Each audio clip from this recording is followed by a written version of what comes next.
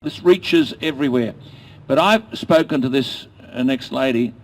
I don't know how to introduce her. This is the most appalling story. But my God, she's got guts. Anne Gardner. She's right beside the biggest wind turbine industrial demolition in the Southern Hemisphere. 140 turbines, 150 metres high, blades of 56 metres. The closest turbine to her property is 90 metres. It's just disgraceful, isn't it? She has 8 turbines, 1.7 kilometres from her home, and she's been fighting this for 8 years. Where the hell do you get the energy? She's been bullied and intimidated by AGL and others, and I'll leave the others unnamed. She wants to tell you about them, she can, in the most incredible manner. Who recently opened the MacArthur Wind Farm? The Premier of Victoria, Dennis Napthine, who's supposed to be a scientist, who said that they were majestic things, he said. Majestic things. It's worse than a goose, they're vandals. This lady's been to hell and back. Would you please welcome Annie Gardner? Thank you very much. I'm not very good at this. For a start, no, that's fine, thanks. I'm not the only one living so close to the turbines. We have probably a dozen people representing our MacArthur wind farm here and many others from southwest Victoria. So we're not the only ones. Some have them even a little closer than we do to our home and our property. But just a few points. We live next to the MacArthur Wind Factory. 140 turbines, 3 megawatts, all within 8 or 9 kilometres of our home, over about 15,000 acres. We've been fighting it, I've been fighting it for 9 years. We initially feared the impact on our ultrafine shedded sheep enterprise, which is what we were worried about most. We had 400 extremely sensitive, very finely bred sheep in a shed, which was 80% of our business. Well, that business was actually destroyed by construction of the MacArthur Wind Farm through dust and resonation of noise in their shed. The dust contaminated their drinking water. Of course, AGL denied any responsibility whatsoever, but amazingly they were forced to clean our house from top to toe on 2 occasions because of the dust that you could write your name on. Then I didn't ever actually really believe I'd be impacted by the MacArthur Wind Farm because we're right up in the northwest corner, and thought we'd get away with it, but I'm actually finding now that I'm one of the worst. It doesn't matter which direction the wind is from, I'm still impacted. If it's in the north, which is downwind of it, I still have symptoms. I've never had them before, and there are many others here from Cape Bridgewater, Waubra, MacArthur, who suffer from a multitude of symptoms, which I don't know which one would be the worst. Just the incredible head pressure. If you imagine in an aeroplane, but it's just so much worse, it's not funny. The pressure of ears, pressure in the nose, the throat, the jaws, the teeth, and that comes along with nausea, which is actually getting worse, tight chest, racing heart, lack of sleep. I can feel the vibration in our bed at night when you go to sleep. I can feel it coming up through the floor, in the kitchen. I can feel it sitting in the couch, through my body, up through my feet and right through your body. It's just like an electric charge in your body, and there are many other families badly impacted, and we and others are forced to leave our property for at least 2 days and 2 nights every week to at least get a decent sleep and remove our body from this horrific impact. The MacArthur Wind Farm was fully commissioned 31st of January this year. Mind you, they started in October with only 15 turbines turning in the middle of it, so you'd have to add another 2 kilometres to the setback from your home. and people were impacted right from the start, so that's just from 15 turbines, and it just got worse and worse, and one family with young children were forced to leave their home and their job after only 7 weeks of the turbines operating fully after, well, it was on about the 25th of March, due to the severe impact on the young children. They screamed all night and their behaviour was just appalling. But of course AGL just deny anything is due to the turbines. They've just treated us all appallingly. We've got at least 150 copies of complaints, and still they reply to us that this is not caused by their turbines. I'll just write, this is actually to Gus, my husband. Dear Mr Gardner, I'm sorry to hear that you've been experiencing headaches and pains while working in your wool shed and have difficulty sleeping. I trust that you are in the care of a suitably qualified medical practitioner.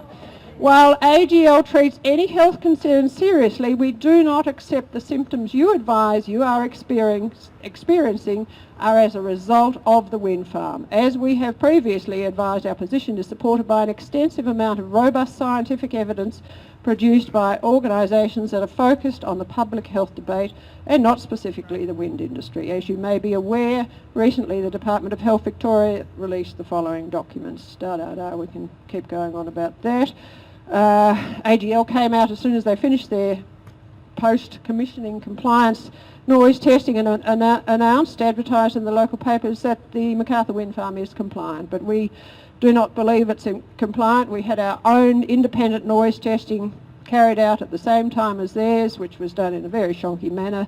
7 weeks of noise testing with their loggers, and amazingly the batteries in the equipment didn't work for 5 of those 7 weeks. So to give a certificate of compliance to a wind farm where only 2 out of the 7 weeks were supposedly working, we question that, would just be absolutely lunacy on part of the Victorian Department of Planning. But we know what's gone on with Walbra, which supposedly, well, we believe is not compliant, and have been allowed to operate for 4 years with at least 20 families moving out because of the impact on their health.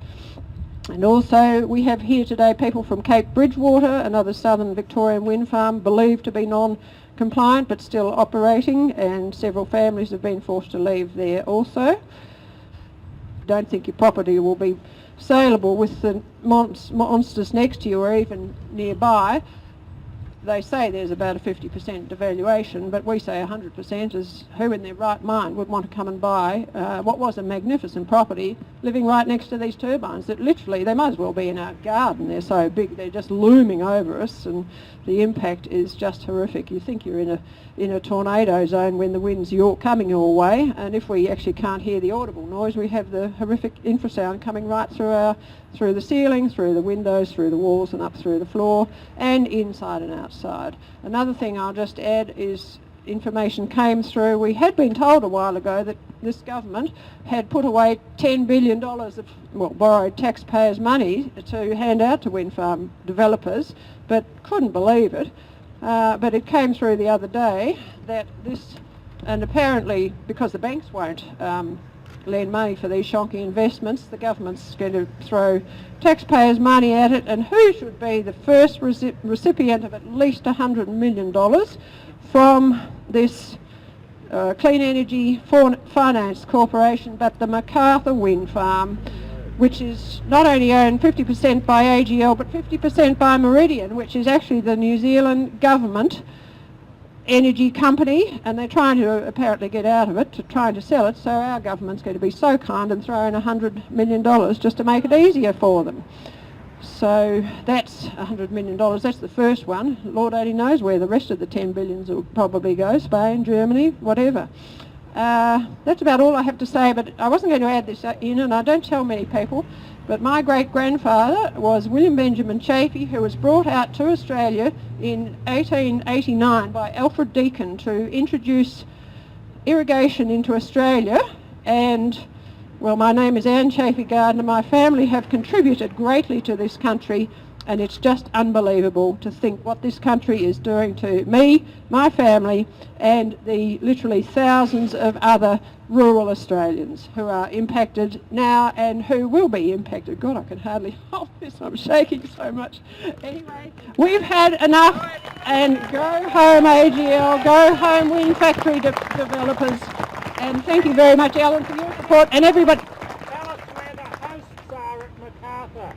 Oh, yes, that's right. Well, the host actually happen to be the largest landowners. They're two. One owns about 10,000 acres, the other about 6,000, and another little peanut in the middle.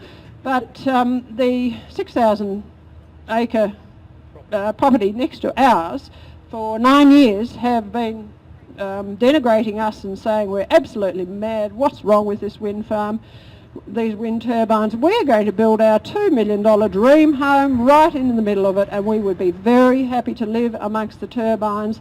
So what did they do earlier this year? They have bought 400 acres closer to Hamilton, and the $2 million dream home is going to be built 25 kilometres away from the wind farm. The others own houses all over Australia so they can get away, and the little peanut in the middle lives in Hamilton anyway, so he doesn't even live on the farm. So that's what's happening. Thank you very much. Just tell a brief story about this. At the end of the day is the farm's gone, it's finished. They can't survive beside these turbines. It's just disgraceful. Compensation nil, care nil. Just tell that, Annie. Thank you. Well, we're actually only very small farmers, so 12 years ago now we started up our ultra-fine shedded sheep enterprise, which was a lot of work, 30 years of breeding the sheep, because you actually can't just buy them, they're specifically bred. And we've worked up, and yes, we're not usually self-promoting people, but in this case we are actually, because we need everybody to know what impact these wind factories are having on people's businesses, and ours in particular, because it was an elite business. We're only at that stage one of about 20 in the world producing this fibre, and in 2007 we were awarded second place in the Ermenegildo Zegna of Italy trophy, which was just blew us off the face of the earth. We didn't ever think we'd get there, but it was literally being recognised as the second best fine, ultra fine, not fine, wool growers in the world. There are actually, I have heard that there are others that are better than us, and those who have been very successful in the Zegna Trophy are also about to be impacted by wind turbines in New South Wales, which is just unbelievable. So that's what happened to our business. It was 80% of our business, and we literally